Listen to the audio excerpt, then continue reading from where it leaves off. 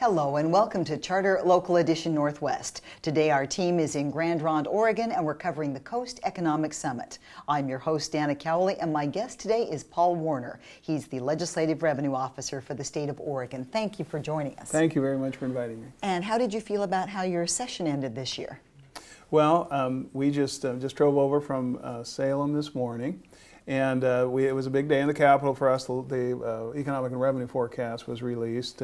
We have a quarterly forecast that comes out.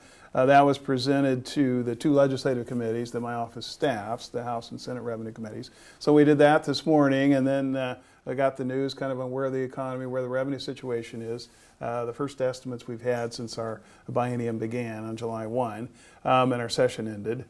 So got here mid-afternoon, got to hear the presentation by Senator Wyden, which was always very interesting to hear what's going on in terms of national policy.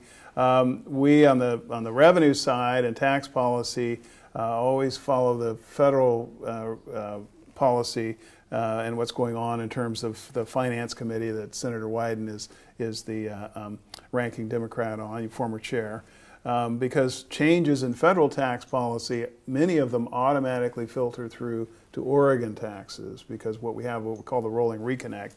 And so we always want to follow those federal policy. And yes, so it's interesting to hear that. You don't get your money if you don't go along with that. And I think some people aren't aware of that. That's a good point to make. Yes. Well, there's if the federal government were to make changes to taxes and Oregon were to keep its definitions the same and not adjust to those changes, it gets very complicated for Oregon taxpayers if they got to fill out two different forms. So we're always conscious of that from a policy standpoint. On the other hand, the federal government has many times different goals. For example, they don't worry about deficits, or at least they can run deficits. The state can't. The state is required by our Constitution to balance our budget every 2 years. So when they change their tax policy, if it affects Oregon's revenue, then the legislature may have to respond and may have to make some changes that would offset that. So we're always kind of had this interacting with the federal policy.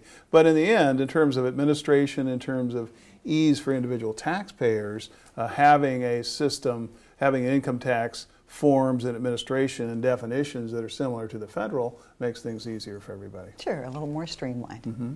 And so from your perspective, for the citizens that are watching, where is Oregon sitting this biennium and what do you predict for the next one? Okay. Well, Oregon, of course, went through a very severe recession, as the rest of the country, most of the rest of the country did. The recession we had technically ended in 2009, but we've really been living with the consequences ever since. We are just now, as of this past spring, getting to the point where our employment on a statewide basis is the same as it was back in 2007 when the recession began. And of course, we have more people because people are moving into Oregon. So that's a very long haul to get back to where we were 8 years ago. Right. So that just shows the severity of the recession. It was the deepest recession, the longest recession since the 1930s. And so it's been a difficult haul, difficult for the state fiscally. We are more dependent on the income tax than any other state. The income tax is a volatile tax. It grows when the economy does well, but it really shrinks when the economy does bad. So that's forced a lot of budget decisions, painful budget decisions, adjustments for the legislature to try to balance the budget. So now we're getting back to the point where we're beginning to see some growth. Our unemployment rate statewide is down below 6%, which is about half of where it was at the depth of the recession. We're seeing job growth. Disproportionately, we've seen more job growth in the metro areas. Obviously, the Portland area has done pretty well, but we've also seen a lot in Central Oregon, Southern Oregon. So some of the medium-sized metropolitan areas are doing well. And we're also seeing some, not nearly as much percentage-wise, but some growth in the rural areas, including as a whole, the coastal counties. So we don't see every county growing, but we do see as a region, we're seeing some job growth, and that's a positive for us. Well, and you just touched on that, but it's difficult. The state is so diverse, and Portland's really its own animal, and then the rest of the state has its wide variety of issues and needs. So as a policymaker, how do you make the decisions that work for everyone? Well, I'm not the policymaker in terms of being an elected official, so the legislature is the decision makers on that. We provide them with the best information we can. And there's a couple of things that we always focus on. One is the state budget does have implications throughout the state. I mean, what the state does affects all regions of the state. The most obvious example is for K through 12 funding. Basically what we do is we capture property tax revenue or build it into a formula along with state income tax revenue, and we distribute that on a statewide basis, our school distribution formula. So when the state's revenue situation improves, as it has, and we've had a fairly strong forecast going forward, the legislature is able to increase the K through 12 budget, and that affects all 198 districts in the state. Yes. So those kinds of things are positives that can occur and be spread throughout the state.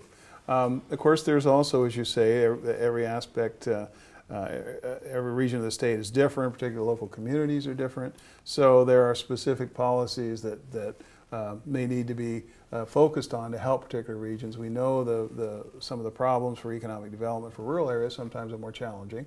And some of the things that certainly are possible are infrastructure type investments that can occur.